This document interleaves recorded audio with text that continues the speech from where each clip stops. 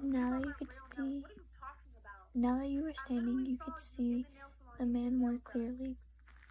You didn't think you could have been more terrified, but somehow you were at the sight of him. He was both tall and broad, not holding a weapon as far as you could see, but from the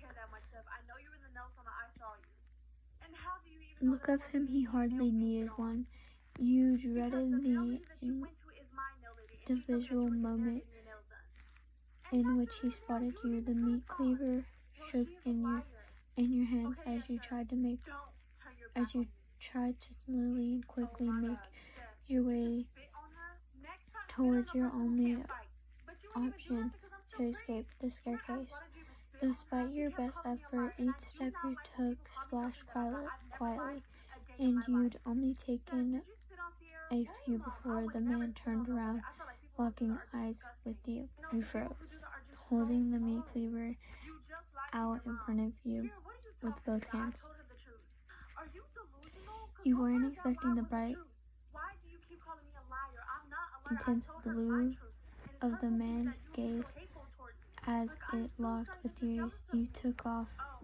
It took you off guard for a second. The man was wearing a mask that looked like a brown leather mask covering the bottom half of his face, making it hard to read his expression. But it didn't look like there was any hello, nice to meet you. Her father's out of town, so you won't be meeting him today. Oh, that's okay. And I'm her sister Sierra, and it's nice to meet you. Natasha. or hatred in his eyes. In fact, he looked almost intrigued as he watched you intensely. He started to advance towards you. I don't want to hurt you, you cried out, jabbing the cleaver in the air in front of you, but I will if I have to. The man paused, looking up and down. He didn't seem intimidated at your threats. Not that you'd really expected him to. Even with the large knife you held, you weren't sure you'd be able to overpower him. He darted toward you again, and you tightened your grip on the cleaver. Suddenly, the words the sheriff had been shouting at him earlier sunk in. You had another plan.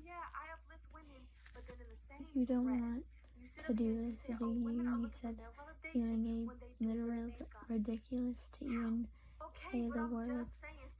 The entire room around you said otherwise, but you were willing to try anything in that moment. You don't want to, he's making you. The man slowed, then stopped again. This time he seemed almost like he was struggling internally with something. He hadn't said a word this whole time, so you had to wonder if anything you were saying to him was really getting through to him. He began to slowly circle you, though he wasn't moving towards you any more. Carefully kept him in your line of sight, not sure what he was trying to do now. The door at the top of the stairs began to open, and a weak beam of light into the basement. You could make out a figure at the top of the stairs. Tommy, hurry up. It hurried up down there. His words were drowned out by the roar of a chain starting, and you let out a teary cry of fear as you turned your attention back to the man in the basement. In the second you look away, he managed to arm himself and wasted no time swinging the chainsaw at you. Out of the corner of your eye, you could see the basement door swing shut, cutting off the little light it had to let in. The cleaver was knocked easily from your hand. I went to CVS and got you your ice cream here.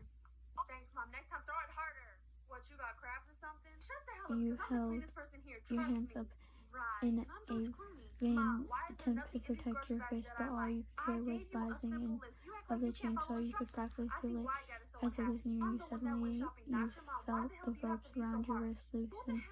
As you braced yourself for the cutting pain you were sure would follow it.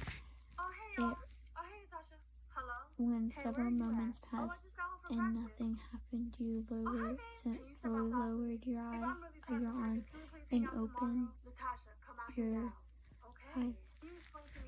The man, Tommy, stood in front of you. In fact, intense gaze still fixed on your face. The chainsaw still roared away, but he almost held it, almost non-threatening by his side. The tough rope fell away from your wrist, having been severed by the chainsaw blade. You rubbed your sore wrist, still terrified,